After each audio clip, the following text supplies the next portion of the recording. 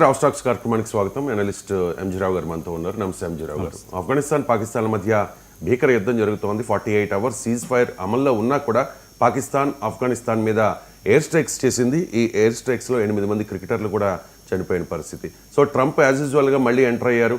ఆఫ్ఘన్ పాకిస్తాన్ల మధ్య యుద్ధం ఆపేస్తాను, ఇది చాలా సులువు అని చెప్పి ఆయన కామెంట్ చేస్తున్న పరిస్థితి. కానీ ఆఫ్ఘనిస్తాన్ కూడా ఎక్కడ తగ్గడం లేదు. పాకిస్తాన్ మీద భీకరమైన దాడులకు ప్రతి దాడులకు తెగబడుతున్న పరిస్థితి కనిపిస్తోంది.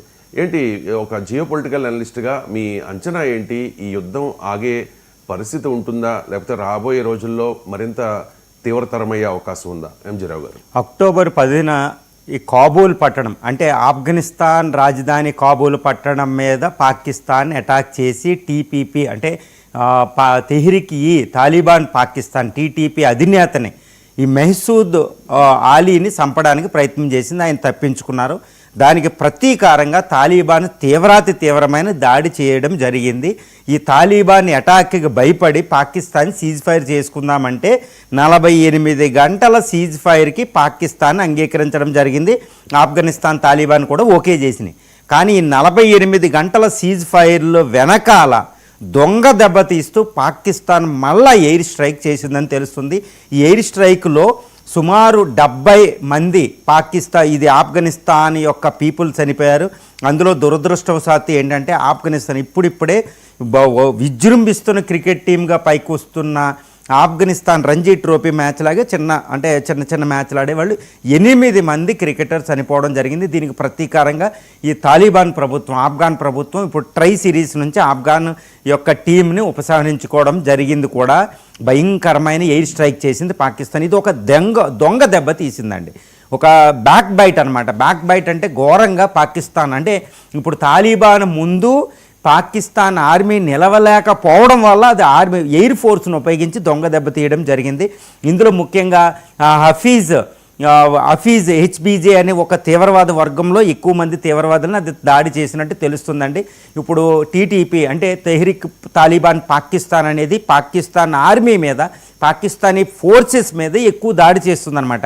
దాన్ని మీరు హెవెన్గా ఉపయోగపడుతుంది ఆఫ్ఘన్ సాయిల్ దాన్ని పాడు చేయమని, దాన్ని నాశనం చేయమని. కానీ వాళ్ళు ఏంటంటే టీటీపీ అప్పుడు తాలిబాన్ ప్రభుత్వం ఆధ్వర్యంలో లేదు. ఇప్పుడు ఇప్పుడు పాకిస్తాన్ తీసుకున్న దొంగ దెబ్బతో ఎయిర్ స్ట్రైక్తో ఇప్పుడు తాలిబాన్ ఎలా ప్రతిస్పందిస్తుందంటే తాలిబాన్ మొన్న అక్టోబర్ 10 తర్వాత ప్రతిస్పందించిన దానికంటే చాలా తీవ్రంగా ఒక రకంగా విలయతాండవం చేద్దాకి సిద్ధమైనట్టు తెలుస్తుంది. ఎందుకంటే తాలిబాన్ ఇప్పుడు అక్కడ ఇప్పుడు ఆఫ్ఘనిస్తాన్ న్యూస్ పేపర్ ఈ న్యూస్ ఛానల్ అన్నీ ఇప్పుడు అన్నీ బయటకు వస్తుంది, ఆల్ జజీరా అన్నీ ఇలాగా. ఇప్పుడు దీన్ని బట్టి చూస్తుంటే తాలిబాను ఇప్పుడు పాకిస్తాన్ ఆర్మీ ఏంటంటే 6,60,000 మంది ఆర్మీతో ఉంటుంది. ఒక అధునాతనమైన సైన్యం అండి అది. ఎయిర్ ఫోర్సు నేవీ అన్నీ ఉంటాయి, దానికి వింగ్ ఉంటుంది, ఐఎస్ఐ స్పైయింగ్ అని ఉంటుంది. కానీ తాలిబాన్ ఏంటంటే ఇప్పుడు ఆఫ్ఘనిస్తాన్ పాలిస్తున్న తాలిబాన్ దగ్గర 1,72,000 మంది ఆర్మీ ఉంది. ఈ ఆర్మీ ఏంటంటే గెరిల్లా వార్ఫేర్లో చాలా పటిష్టమైన దళం అనమాట. ఎందుకంటే ప్రపంచంలోనే అతి భీకరమైన గెరిల్లా వార్దళం ఎక్కడుందంటే అది ఆఫ్ఘనిస్తాన్లో ఉంది. శ్రీలంకలో ఉన్న ప్రభాకరన్ కాదండి, ఆఫ్రికాలో ఉన్న అడవుల్లో ఉన్న కాదు, చెగువేరా కూడా కాదు. ఎందుకంటే ప్రపంచంలో ఆఫ్ఘనిస్తాన్కి మించిన గెరిల్లా వార్ఫేరు లేదు, అంత వార్ జవాన్లు ఎక్కడా లేరు. ఎందుకంటే ఒకప్పుడు బ్రిటిష్ ప్రపంచంతా ఏలేటప్పుడు బ్రిటిష్ను ఓడించింది ఆఫ్ఘాన్ గెరిల్లా దళం. తర్వాత 1979లో యుఎస్ఎస్ఆర్ ద గ్రేట్ యుఎస్ఎస్ఆర్ను ఓడించేశారు వాళ్ళు.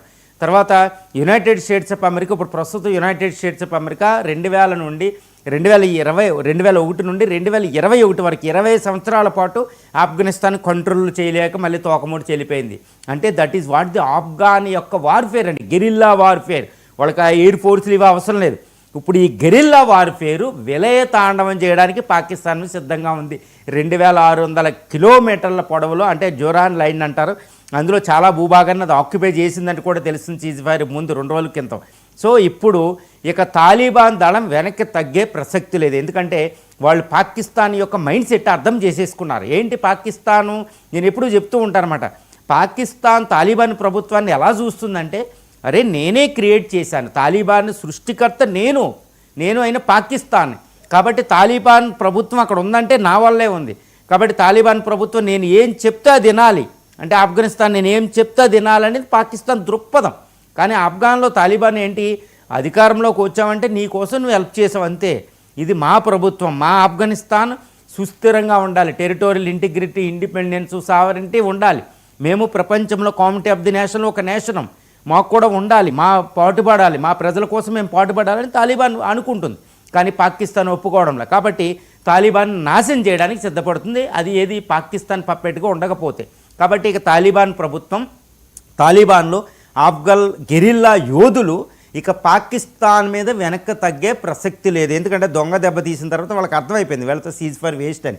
కాబట్టి ఇప్పుడు ఆఫ్ఘాన్ 1,72,000 మంది గెరిల్లా వార్ఫేర్ ఆర్మీ, అంటే నేను చెప్పాను కదా డ్రెడెడ్ ఆర్మీ అనమాట. అది యుఎస్ఎస్ఆర్, బ్రిటన్, అమెరికాను ఓడించిన ఆర్మీ ప్రపంచంలో.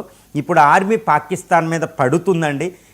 దాన్ని ఏమంటారంటే ఆఫ్ఘనిస్తాన్ జోగ్రఫికల్గా చూస్తే ఇప్పుడు ఆఫ్ఘనిస్తాన్ పాకిస్తాన్ బౌండరీని ఏమంటారంటే అది బౌండరీ లైన్ కాదండి, ఏదో తీగలేసేసి బిరిగీసేసి బౌండరీ లైన్ కాదు. Boundary different from the frontier అంటారు. ఇది ఫ్రాంటియర్, ప్రపంచంలో ఫ్రాంటియర్స్ తక్కువ.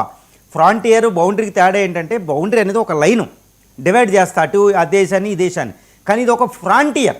అది హిందూ కుష్, కిర్దారు అలాంటి హిమాలయన్ మౌంటైన్ రేంజెస్లో, అడవుల్లో, దట్టమైన ఎడారి ప్రాంతంలో ఉన్న భయంకరమైన ఒక ఫ్రాంటియర్. అది ఒక జోన్ కాదు డివైడ్ చేయడం. సో ఆర్మీ అటు ఇటు ఉండడానికి కుదరదు ఫ్రాంటియర్ అంటే.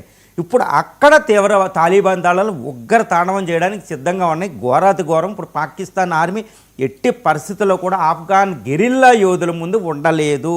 నేను ఎప్పుడు చెప్తూ ఉంటాను, ఆ పాకిస్తాన్ ఎయిర్ ఫోర్స్ కూడా ఏం చేయగలిగింది, ఎవరి మీద అటాక్ చేస్తే అక్కడ సిటీలు బాగా డెవలప్ అవ్వాలి. దాన్ని అమెరికా 20 సంవత్సరాల పాటు చేసిన వైమానిక దళాలు F-35 లాంటివే అక్కడ విఫలమైపోయినాయి, తోకముడిచి వెళ్ళిపోయింది. ఇప్పుడు పాకిస్తాన్ ఎయిర్ ఫోర్స్ ఏం చేయగలిగింది? కాబట్టి ఈ రోజు నుంచి ఇప్పుడు ఎయిర్ స్ట్రైక్, పాకిస్తాన్ రెండో ఎయిర్ స్ట్రైక్స్ తర్వాత ఇప్పుడు ఆఫ్ఘాన్ గెరిల్లా మొట్టమొదటిసారి పాకిస్తాన్ మీద అటాక్ చేయబోతుంది. ఈ అటాక్ చాలా తీవ్రమైంది, అసలు పాకిస్తాన్ ఊహించుకోవడానికి కూడా లేదు. అందుకని ఇప్పుడు పాకిస్తాన్ అటు చైనా దగ్గరికి ఇటు అమెరికా దగ్గరికి పరిగెడుతుందని తెలుస్తుంది. మమ్మల్ని రక్షించండి బాబు, మమ్మల్ని రక్షించండి అలా అంటారు. మేము భయపడినట్టు యాక్ట్ చేస్తారు. మళ్ళీ తాలిబాన్ని దొంగ దెబ్బతీయాలి, ఎందుకంటే తాలిబాన్ భారత్తో ఏకమవుతుంది కాబట్టి పాకిస్తాన్ గుంటనక్క. పాకిస్తాన్ బలాలు సరిపోవు ఆఫ్ఘాన్ యోధులతో, గెరిల్లా యోధులతో. కాబట్టి యుద్ధం రానున్న రోజులు, రానున్న నెలలో పాకిస్తాన్లో రక్తపాతం ఉండబోతుంది.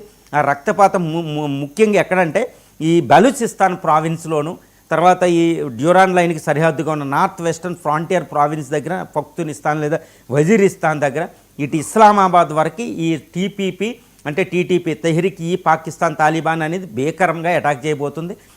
ఆ దాడిని తట్టుకోవడం పాకిస్తాన్ ఫోర్సెస్కి సాధ్యం కాదు. హషీమ్ మున్నీర్ ఈరోజు ఆర్మీ జనరల్గా ఉండి ఏం చేయాలో కూడా అర్థం అవ్వని ఒక తీవ్రమైన పరిస్థితుల్లో అక్కడ పాకిస్తాన్ తాండవిస్తుందని మనకు తెలుస్తుంది. రైట్. ఇక ఆఫ్ఘనిస్తాన్ వెనుక భారత్